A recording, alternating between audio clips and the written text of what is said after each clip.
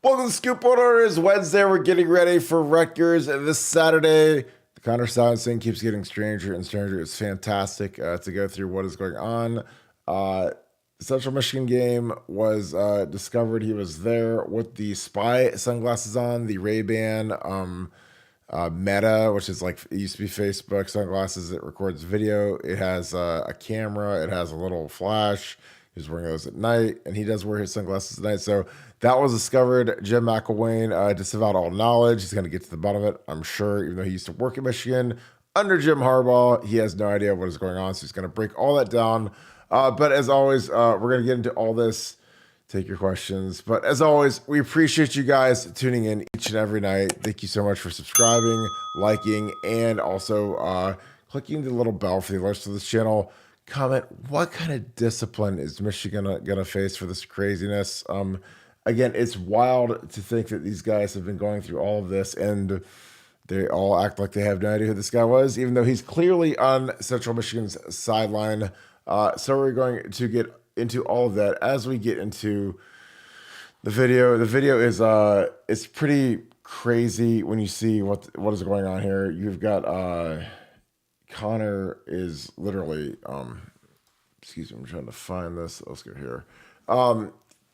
You know, he's got the spy vision glasses on, the Ray-Bans on, and it's really, it's interesting how it goes when you've got, you know, the Ray-Bans, you've got, you know, Jim McElwain's staff obviously has awareness of him being there. He has, kind of the whole nine yards. It's just insane when you look at what's going on, how they're doing it. And again, you know, the thing that cracks me up, let me make sure this is working now, is that, you know, they're spying on Michigan State, who really doesn't need spied on. I mean, Michigan State is just so hapless and bad that there's no real reason to have a spy there. Excuse me, let me see if I got the right cable plugged in here. I apologize for this little snafu, but I don't understand why you would spy on little old Michigan State.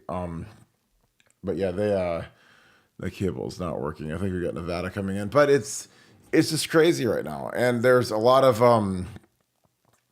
interesting stuff going on with the Big Ten. The Big Ten is responding, saying that they potentially could be disqualifying Michigan for the Big Ten championship game, which is very peculiar at the moment, given the fact that people are wondering what are the penalties going to be for Michigan for what they did. Is it going to be the Big Ten? Is it going to be the NCAA? Is it going to be Michigan coming down with the hammer of God?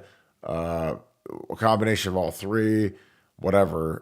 It looks like it potentially could be Tony Petitti. Here comes Nevada.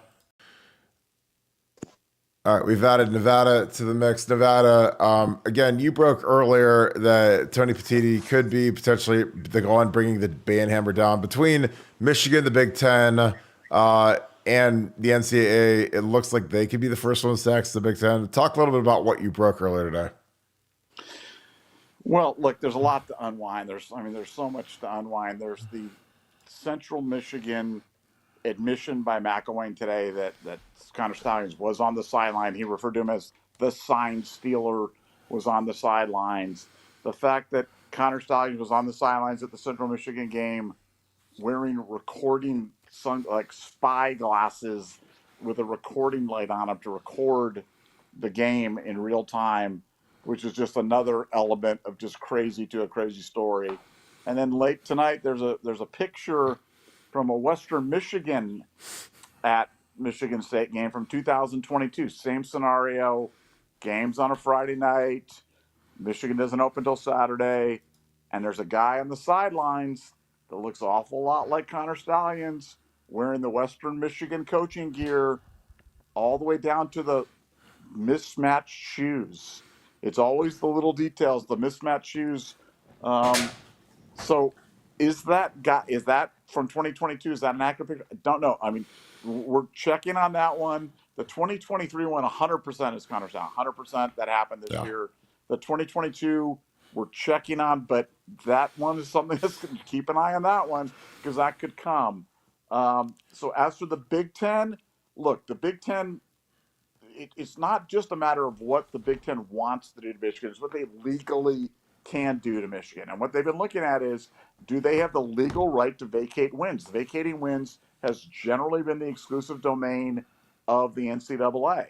So what the Big Ten's been looking at is, what can they do that may not involve vacating wins, that punishes the transgressions that are going on this year. Not this. Connor Stallions on the sidelines, Center Michigan, wasn't 2022. It wasn't 2021 when they were freaking cheating.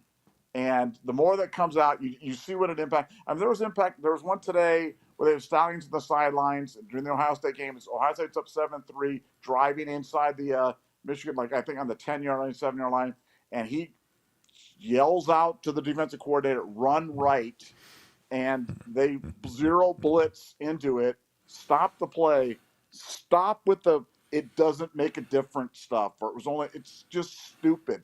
The more people that say it, the stupider they are. It makes a huge difference. That's a prime example of, if you know they're running right and you can zero blitz into the run gaps, yeah, that makes a difference. And you know what? The play got stopped dead.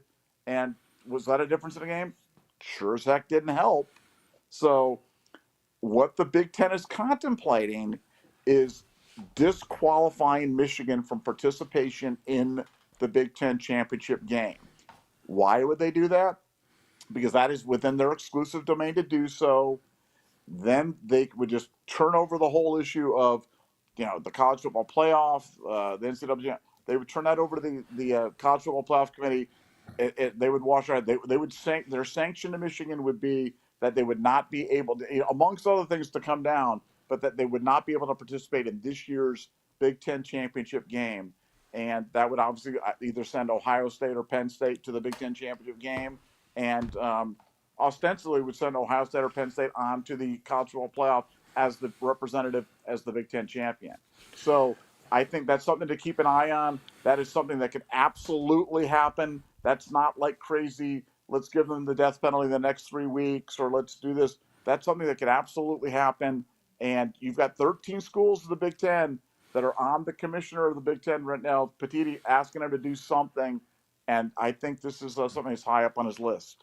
Do you think that, though, if the Big Ten acts and they remove them from the ability to qualify for the Big Ten championship game, that in the heads of the playoff committee, they would say, well, the conference thought so little of these guys because they were found cheating that they didn't allow them in their conference championship. So we, as being virtuous playoff committee voters, will also penalize Michigan and uphold the same type of penalty because they weren't allowed in their own conference championship. How could we ever let them into, the playoffs? Because that's what when we talked earlier. I was like, well, this is kind of like, Barry Bonds being left out of the Hall of Fame, even though like Ty Cobb and a bunch of guys that are, they're just as, they've done heinous, they're awful human beings, but they're in the Hall of Fame.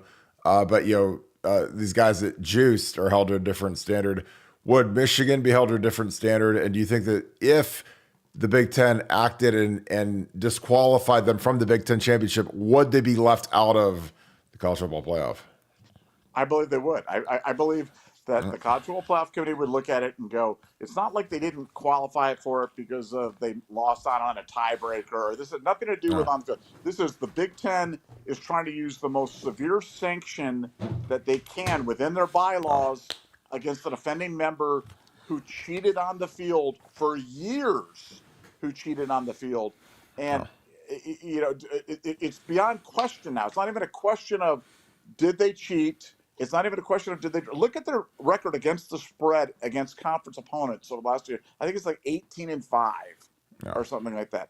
I mean, they were cheating so bad and so completely and just so utterly shamelessly that I truly believe the college football committee would go, we're going to leave. We just came to the conclusion that we needed to leave them out of the calculation.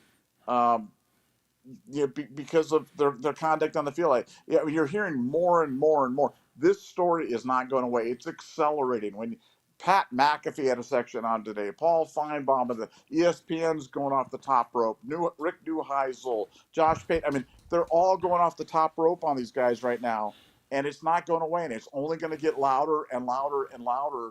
And I just don't know how Michigan's going to be able to sustain it and sustain this pressure. You've experienced it from the Tressel thing. Ohio State caved under that pressure, man. Always. That They pressure always just do.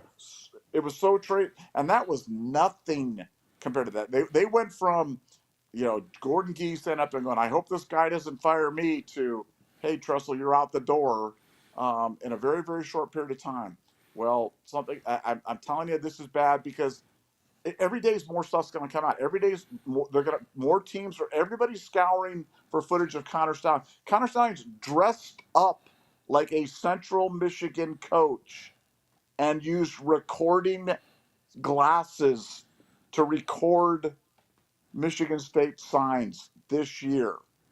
I mean, I just I don't have words. I just don't have. I'm speechless. I'm without speech. Yeah, I mean, like it's like we talked about. I've talked about ad nauseum with when the rich people at the university get fed up with the football program. The football program is like the dancing monkeys at the circus. When they're tired of them, they just gas them. They don't try to save them. They don't do surgery on them. They just throw them in the dumpster. And that's what they do with football coaches. That's what they do with football players. Like if football players screw up, they're kicked off the team, gone. If coaches screw up, they're fired.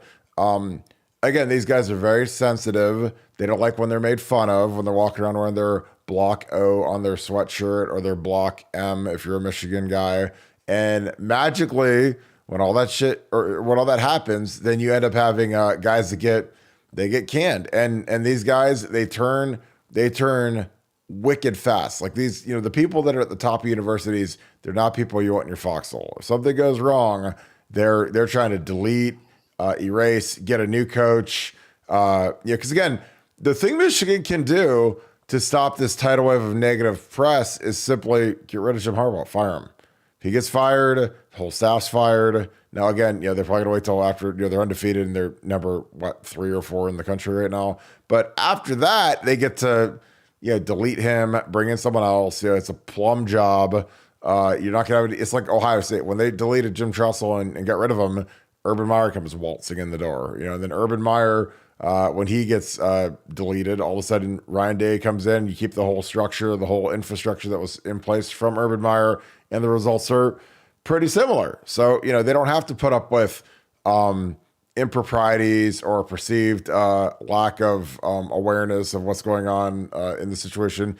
But like with Jim Harbaugh, it's just different because this is something to gain a tactical advantage on your opponent. Again, The Athletic, Bruce Feldman, who's probably the best college football writer in the entire world, wrote a huge piece today where he interviewed 50 different college football coaches, and they all said, yeah, if I know what play is coming, then magically I really know what to call on offense or defense. Now imagine if you have that on both sides of the ball. That's the beauty of what Connor Stalions done. He was picking the offensive and defensive sides. So if you're an offensive coach and they're going to run cover 2, then guess what? Your entire route concepts on in your throw game is going to be 2 beaters, cover 2 beaters, or you're just going to run the ball because you have 2 high safeties. If you're running 1 or 3 or whatever or a blitz, they can call the perfect play into that.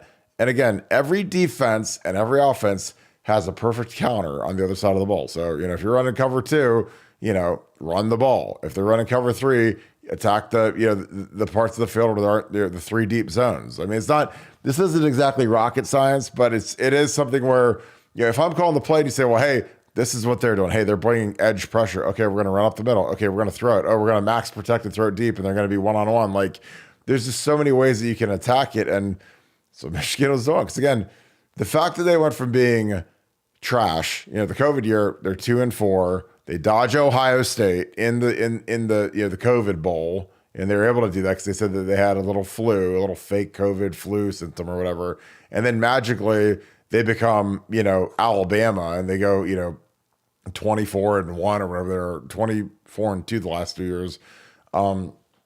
It doesn't surprise me.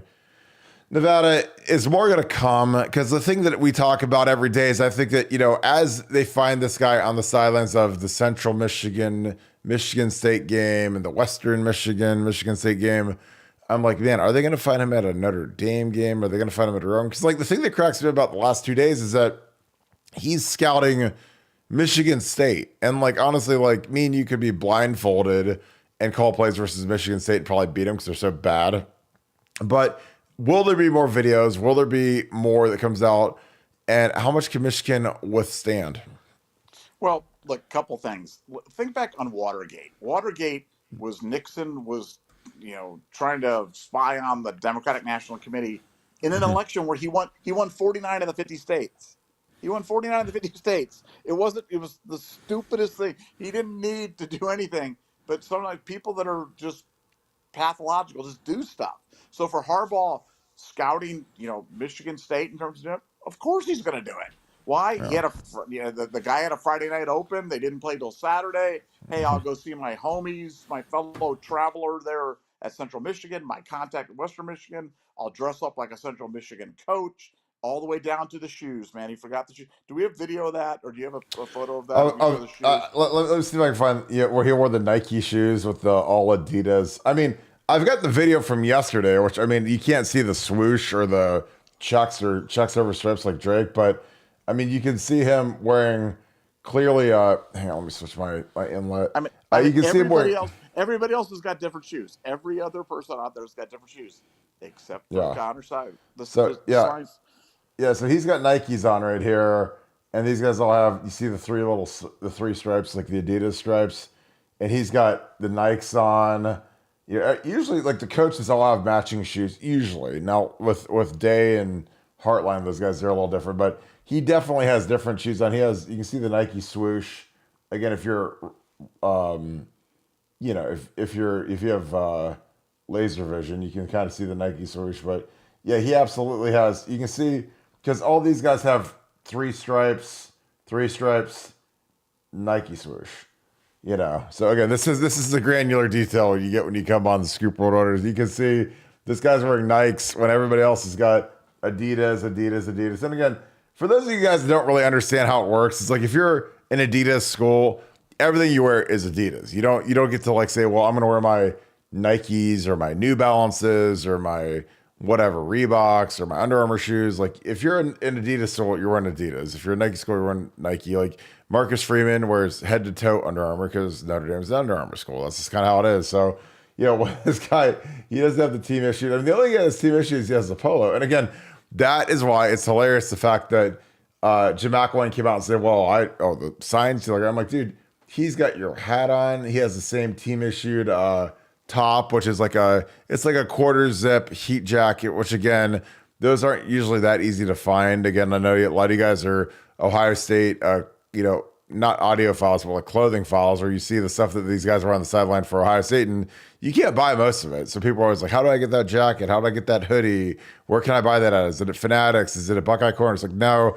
it's a one of one only for Ohio State coaches. And that's how a lot of this stuff is like, Central Kentucky doesn't have a huge market for, sideline apparel for the 17 football fans that they have that support Central Michigan football. Like there's not, so they're not going to make it. So, most of their stuff's going to be off brand and the like, but I think that now, do we have a picture of the spy glasses too? Do we have even like an amp like a let me get one. sharper image picture? Sharper image. Oh my god, the Best Buy. So these are the biggest glasses of all time right here, and they're the Ray-Bans, and like the thing that is the dead giveaway is if you look at across like his temple, you can see how big those like rims are. And that's why the dead giveaway is the smart glasses. Smart glasses, they have a camera, they've got a little light on them.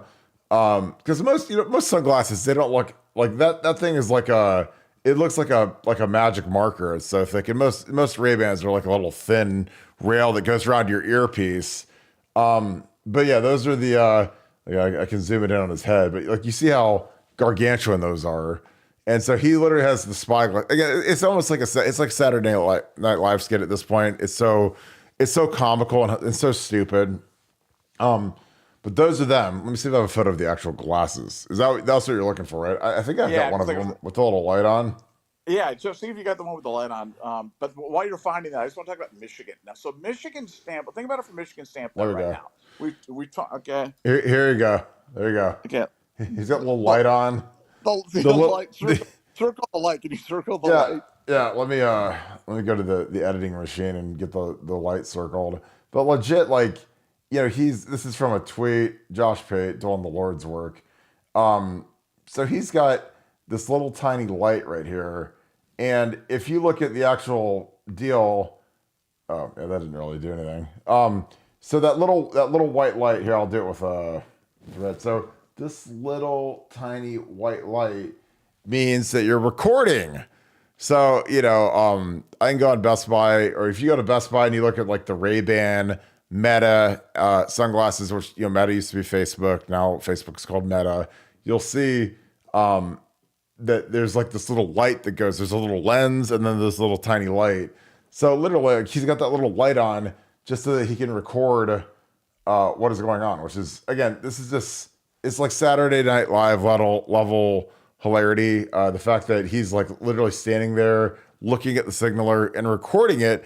And again, that streams to either Instagram or Facebook. So he probably has some private Instagram page or some private Facebook page. And again, something I speculated about, and I had no juice on this, but it just made sense, is that, when we played Michigan last year and we, were amazing in the first half and we stunk in the second half, I was like, Nevada, I think that they're probably doing something in game, because if they're risque enough to go scout an Ohio State game on the road 8 times, why would they not try to do it in game, like when it really matters? It's like if you can scout and pick off your opponent's tells in a poker game in the 8 games leading up to when you play him, why would you not try to like steal his stuff during your actual head up poker game against him? It's kind of the same thing. And this would, again, like if you are wearing these and you're recording something, it can literally go right to someone's Instagram or someone's phone wirelessly, like in real time. So, if you got someone sitting in the locker room with a phone or an iPad or whatever, and it's streaming all this information, and they're watching the game on an iPad and they're getting this on another iPad, they can decipher the signals literally in real time. So, again, it's tinfoil hat stuff sometimes, but with this guy, like nothing is out of the realm of possibility. But your thoughts on a spy cam guy? Well, look, I want to finish my thought on the Michigan thing because, like I said, there's just so much to unwind. I got so much to say. Okay, so Michigan now is in a situation where we talked about how there's a segment of the admin, a large segment of the admin that doesn't like Harbaugh. But then you've got a large segment of the general populace, the football fanatics, the fans that love Harbaugh. So Michigan can't have their fingers on the knife that goes in the back of Harbaugh. So they've got to get somebody else to do it. It's got to be somebody else's work. So it's got to be the NCAA. It's got to be the Big Ten. This is what's going to have to try to bring them down. So for them, from their standpoint right now, they want to give off all these vibes of we stand with Jim. We're going to sign him to an extension. We're behind him 100%. We support him, blah, blah, blah, blah, blah. Now, the new contract that we talked about last night has got really stiff language regarding NCAA violations and how that voids the contract. So they've kind of backed Jim into this corner. They're like, hey, here's your contract, Jim. We're standing behind you, buddy. Here's the extension. But this language here is really, really, tight in terms of the stuff it avoids them out. So Jim really has kind of got a, well, do I sign this? Because if I don't sign it, then what does that say? And if I do sign it, then I'm hanging myself on. So they know that they've kind of got him backed into a corner on this, but they can look like they're the good guys standing behind their man and doing it so they don't alienate any part of the Michigan fan base. So I think Michigan's been really clever about this by sending out all this stuff about, hey, we stand with Jim, we support him, whatever, we're going to sign him to an extension, because they know they're cooked. They know Yeah. they're cooked. They're not stupid. They see the same things we're seeing, and this is indefensible. There is no defense for even the most sacred hall. Like he just slipped away, snuck over to Central Michigan, and Jim was blissfully unaware. Harbaugh knew. Harbaugh freaking knew. Guaranteed. Well, and the thing is like when you do a new contract like this, again, we're in the era of litigation, especially with these coaches' deals. Mel Tucker is in a very nasty suit with Michigan State because, frankly, he signed a $90 million contract. They tried to fire him for cause. And when you do that, obviously you don't get the rest of your money. Pat Fitzgerald, same thing. Pat Fitzgerald turned down about 500 better jobs than Northwestern. Every NFL team that's had an opening has tried to interview him. He's declined it. He said, I'm a loyal Northwestern guy. Signs a huge deal there. And, they whack him over whatever, his the hazing stuff. And again, I'm not making light of that stuff, but anytime a coach gets fired and there's something like hazing or sexual harassment or Title IX or whatever, these universities try to get out of paying. Urban Meyer with the stuff that happened after the Cincinnati Bengals game, he stayed here. The stuff with the girl, Shad Khan, after he signed him to like a $84 million deal over 7 years, he tried to get his money back, and so they went to a nasty arbitration deal. So what I think Michigan is doing, if they have brains, and I'm sure they have advanced, probably exceptional legal counsel, that is saying, hey, get this guy to sign this. This will make him the highest paid coach in the Big Ten. So that's like the big headline. But the devil's in the details. You dig into that contract, and there's going to be something that says, this is exactly what cause is. This is that'll have cause defined as if you spy on somebody, that is cause. And if any of your subordinates spy on any of our opponents, that is cause. And so with cause, if you are guilty for cause, you don't get any of this money. So again, I think that, the big flashy point is he'll be the highest paid coach in the country, a long-term deal. That's great for recruiting. That's great for the mindset of Michiganites and all the fan base. But, when you sign that thing's going to have an ironclad, this is what causes deal. And that's probably why he's inside of you, because he's like, well, my old contract didn't have all this stuff lettered out line by line, where it's, this new contract could literally say, hey, if some guy named Connor Stallions goes to a game and is rogue and is giving you signals and plays and whatever, then you get none of the money. Here you go, sign this contract. That's how explicit it could be at this point, just because they're so dead to rights. Hey, Kirk, I'm seeing comments. Is there an issue with video right now? Are we having an issue with video? What, with us? Yeah, because I'm seeing people saying there's the video's off, or there's a problem with the video, or is there any? Are we having problems with the video? Guys, if you're having issues with the video, put it in the comments. I don't think so. I'm live. I know. The only issue is we don't have you on here, which is normal. But there's your spy glasses right there. But I don't think so. Everything is full steam ahead from what I can see. If you guys are having issues with the video, put it in the comments. But I'm looking, when was this? 15, 20 minutes ago? I don't see anything. Oh, it says buffering and lost video at Michigan is cooked. Huh. We're still recording and we're still live, so I don't know what the issue would be, but I see buffering, I see frozen. But this is a hot minute ago. Huh. Well, we're still going. But anyways, here's a spy video. So this is the little white flash. So you guys can judge on your own. This is where the flash is coming from on his sunglasses. So you see the little white light. This isn't like some sort of, a huge reacher. And then you see this is the little white light. These are the Ray-Ban. You see the Ray-Ban logo on the lens. So again, it's like a bad movie or a bad Saturday Night Live skit. I don't know. But yeah, it's crazy. Well, so. I love the possibility that he was at the Western Michigan game, because whenever somebody commits something, when it's like kind of like when you have an employee and you catch them stealing or something, and it's not the first time. It's never the first time. It's never, oh yeah, I did it, but it was the first and only time that I ever did it. So with Connor Stallions, the idea that was the first and only time they ever dressed up in coach's garb and went out to scout, that he'd done it before. So yeah, I'm really going to be interested if we're going to have to dive in. I wish you had the Western Michigan picture, because again, the Western Michigan picture, same type of scenario, same guy, similar build, different shoes. The different shoes thing kind of gives it away every single time. I'm going to look right now, see if I can find it. But yeah, it's, I don't know. I just, it's like you're wasting bullets on something that's like not worth wasting your bullets on when you've got, like when you're scouting like Michigan State, like Michigan doesn't need any extra help to beat Michigan State, because Michigan State stinks anyways. Let me see if I can find a video or the image you're talking about. But I also, again, like, it's funny, like when Jim McElwain is sitting there and he's like, well, I didn't know that this guy was here. And, I want to be like, dude, you're you're the head coach and you have no idea who this is. It's just like I don't know. Like I know head coaches can be space cadets because I worked for some that were space cadets, but when there's a guy in the middle of your sideline and you have no clue who he is, like you think you'd at least ask some sort of a question like, who is this guy? But again, this is not me doing it. I'm looking for this Western Michigan photo. Was it so that was from today? Yeah, we had it. So somebody posted it on our board and in our thread. They posted it in our board, and I'm looking for it. like I said, I wish I had it. It was in the big thread. I think Western.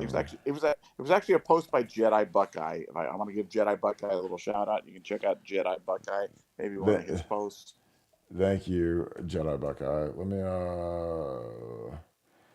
well, I'm looking like it's not on. I googled it. It's not there. It's not on Twitter. So maybe he really is a Jedi and he was able to find this thing.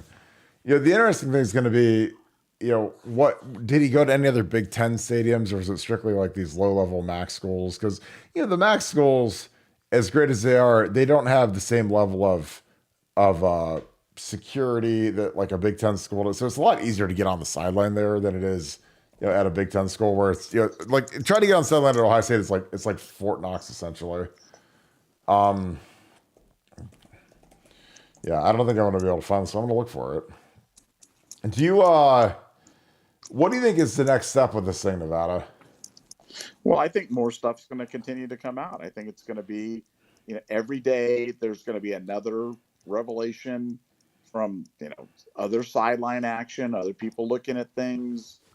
Every school in the country now is reviewing this. They're all scanning it, and I think as they find more and more stuff, it's it's just going to be bad. It's just going to be a slow trick. And when ESPN, whether we like ESPN or not, when they grab onto stuff like that, man, it's tough to get them off of it. It's tough to get them off of it. They are thought leaders. When Pat McAfee, of all people, is talking about it, it's a problem because Yeah. I mean, Pat McAfee is kind of the whatever you want to call the most popular podcaster in the world, and when he's on it and talking about it, man, that becomes a problem as well. So All right. I I just don't. found I it. just So don't. here's your boy at Western Michigan. But for me, like I just think it's like these guys know what's bringing the ratings right now. I mean, this is the biggest story in the world because it's the biggest cheating scandal in the history of culture. So there he is. There's our boy, Western Michigan, different shoes. Everybody else has on black shoes, and he's got on the gray Nikes, or the Jordans or whatever those are. But yeah, I mean, it's like, when one guy's got, again, low level staffers don't wear different shoes than the rest of the crew. I mean, those guys they're handed stuff. You're expected to dress the same khakis, same top, same shoes. And there he is, different shoes. This is what you're looking for, right? Yeah, that's the picture, and that's from again, same scenario, 2022, Western Michigan at Michigan State. Again, Michigan played at home the next day, and that Friday night they're going from, hey, we've turned the Into a powerhouse. Is that part of the reason why they're slow to go, or is it they're just trying to really savor the season where they're undefeated and potentially could win a national championship?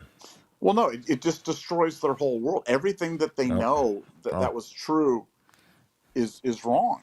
Like yeah. they're going from, hey, we've turned the corner. We're Michigan, despite crappy recruiting and no national presence and no nothing. We can beat Ohio State. We can do this. We can be a national power. We can do it. And then you find out that everything that you know is a lie. That no, we really can't beat Ohio State. No, we can't compete with the powers that be. No, the only reason we won was cheating. So it's a terrible revelation. I mean, it literally destroys their entire sense of being and their entire sense of what the reality is about Michigan football. So I think it's more profound than we can't find another coach because they can find another coach. They can get Mike Elko. Yeah. They can get Yep. they'll find another Whoever. coach, Yeah. but they have no recruiting base. They have no national presence. They're not relevant in terms of today's college football. The Hmm. only way they can be relevant is to cheat. And once that's taken away from them, they're going to go back to being Michigan, and that's horrible for them to realize that. And I think that's what's kind of coming across them like a cold shower right now, and I'm sure it's really hard for a lot of the Michigan fans to hear right now. But that's where you're at. That's who you are. That's who you're going to be.